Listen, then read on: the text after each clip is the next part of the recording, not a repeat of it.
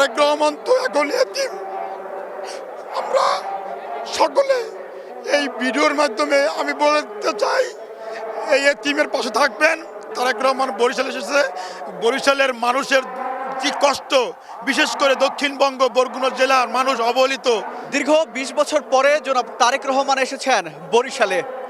বরিশালের bells park মাঠের এই জনসমুদ্রই যেন জানান দিচ্ছে বরিশালবাসী কতটা সাদরে গ্রহণ করেছেন বিএনপির চেয়ারম্যান জনাব তারেক রহমানকে।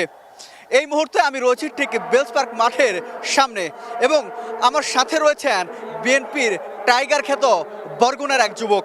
তার সাথে কথা বলবো এবং জানার চেষ্টা করব ২০ বছর পরে জনাব তারেক রহমানের এই বরিশালে আসা কিভাবে দেখছেন তারা। এই যে দীর্ঘ ২০ বছর পরে বিএনপির চেয়ারম্যান জনাব তারেক রহমান বরিশালে আসলেন, কেমন লাগছে আপনাদের মূলত? আমাদের কাছে খুব ভালো লাগতেছে যে একজন মানুষ ১৭ বছর নির্বাসনে ছিল, ২০ বছর পর এই বরিশালের মাটিতে এসেছেন।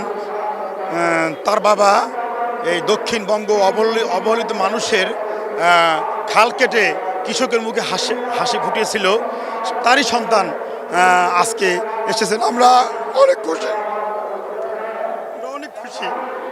তার জন্য দোয়া করব। দেশের বেগম খালেদা জিয়ার জন্য দোয়া করব। সে আপুসির নেত্রী, সে এই দেশের বাংলাদেশের একজন ইতিহাস, নিজে একজন ইতিহাস। তাকে যেন আল্লাহ তাআলা জান্নাতবাসী করুক। এবং তারেক রহমান তো এখন এতিম। আমরা সকলে এই ভিডিওর মাধ্যমে আমি বলতে চাই, এই এতিমের পাশে থাকবেন, তারেক রহমানের সাথে থাকবেন। আগামীতে তারেক রহমান যে প্ল্যান নিয়েছে সেই প্ল্যান বাস্তবায়নে আমরা সবাই তারেক রহমানের সাথে থাকব, তাকে আমরা হেল্প করব এবং তার পাশে থেকে তার সুখ দুঃখ আমরা ভাগ করে নিতে চাই। সানশাইন আটা ময়দা সুজি, ভালোবাসায় তৈরি। আপনাকে বলা হয় বরগুনার বিএনপির টাইগার, আসলে বরগুনার বিএনপির টাইগার কেন বলা হয়?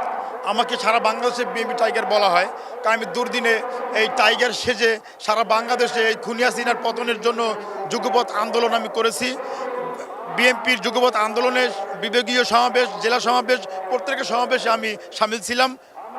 দীর্ঘ ২০ বছর পরে জনাব তারেক রহমান এসেছেন এবং ঠিক আমাদের পেছনেই সমাবেশে তারেক রহমান বক্তব্য দিচ্ছেন, কথা বলছেন। তারেক রহমানকে কতটা কাছ থেকে দেখেছেন? আমি গুলশানে তার সাথে ৩ মিনিট কথা বলেছি।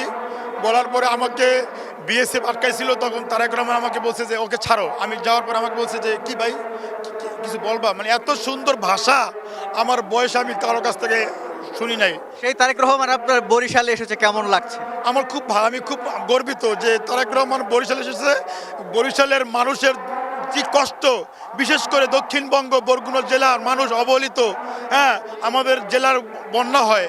আমি বলতে চাই, তারেক রহমানের কাছে বলেছিলাম যে যদি ব্লক দিয়ে আমাদের বরগুনা জেলার বেড়িবাঁধগুলো দীর্ঘমেয়াদী টিকসই করে, তাহলে জেলে এবং কৃষকের উভয়ের ভালো হয়।